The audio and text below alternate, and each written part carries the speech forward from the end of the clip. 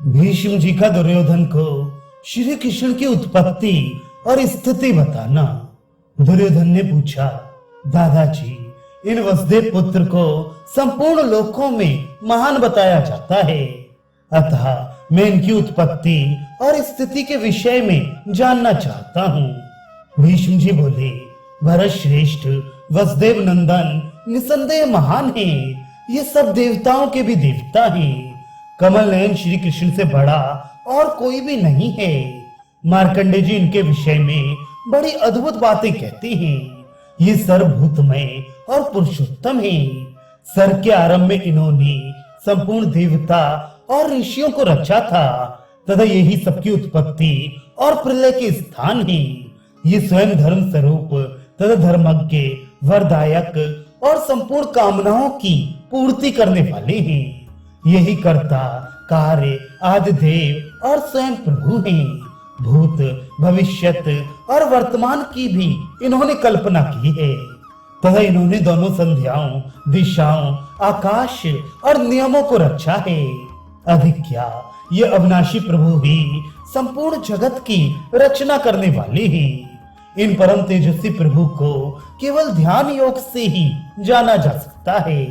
ये श्री हरि वराह, नरसिंह और भगवान त्रिविक्रम हैं। यही समस्त प्राणियों के माता पिता हैं।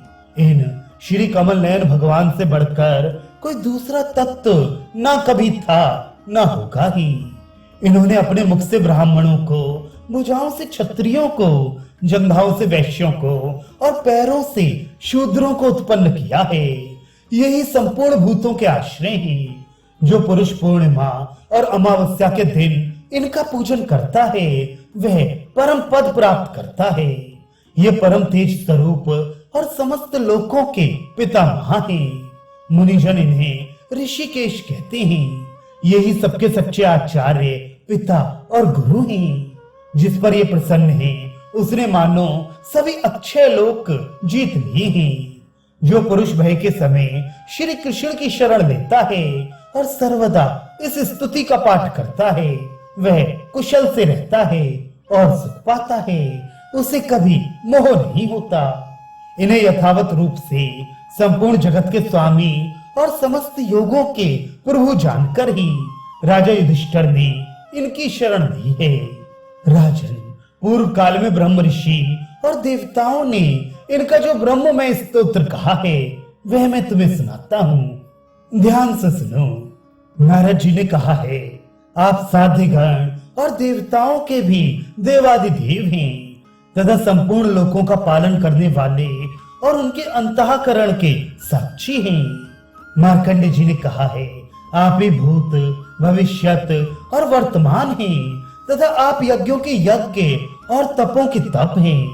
भृगु जी कहते हैं, आप देवों के देव हैं तथा भगवान विष्णु का जो पुरातन परम रूप है वह भी आप ही हैं।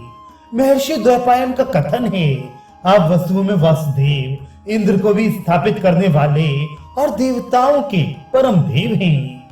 अंगिरा जी कहते हैं, आप पहले प्रजापति सर्ग में दक्ष थे तथा आप ही समस्त लोकों की रचना करने वाले हैं।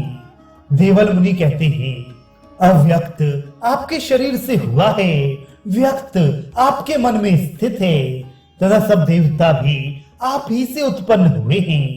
असित मुनि का कथन है, आपके सिर से स्वर्गलोक व्याप्त है और आप भुजाओं से पृथ्वी तथा आपके उदर में तीनों लोक हैं। आप सनातन पुरुष हैं।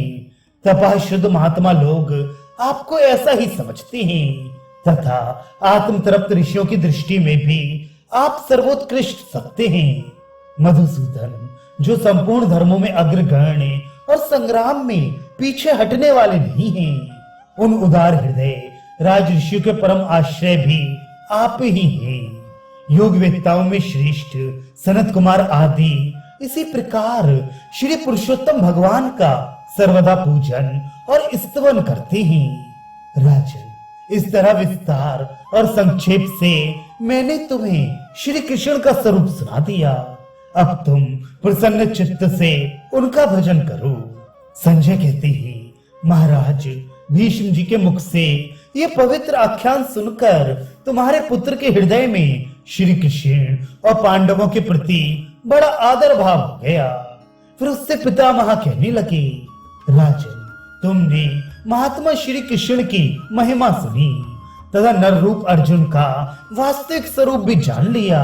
तुम्हें यह भी मालूम हो ही गया कि इन नर नारायण ऋषियों ने किस उद्देश्य से अवतार लिया है।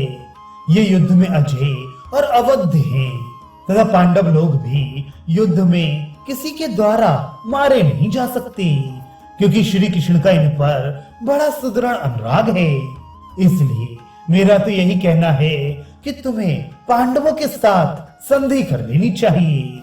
ऐसा करके तुम आनंद से अपने भाइयों के सहित राज्य भोगो, नहीं तो इन नर नारायण भगवान की अवज्ञा करके तुम जीवित नहीं रह सकोगे।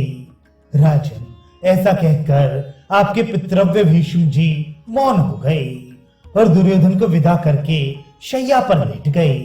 दुर्योधन भी उन्हें प्रणाम करके अपने शिविर में चला आया और अपनी शुभ्र शैया पर सो गया।